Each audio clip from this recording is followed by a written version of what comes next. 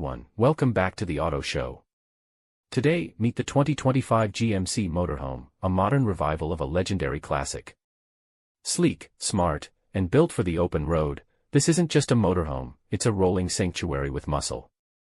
GMC has brought back the iconic silhouette of the original 1970s motorhome, but with a 21st century twist.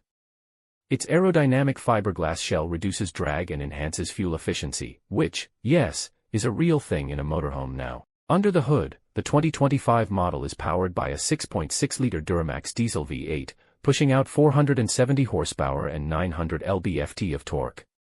Towing? No problem. Hills? Handled. And with its modern adaptive suspension, the ride feels more like an SUV than a house on wheels. Inside, it's luxury meets tech. Heated captain's chairs, a 15-inch digital dash, and a heads-up display bring the cockpit into the future. Behind that, you've got a full living suite, think queen-sized bed, expandable kitchen, and even a spa-style rainfall shower. Everything is controllable from the GMC SmartLife app, lights, temperature, solar power monitoring, even the retractable awning. It's like having a smart home that moves with you.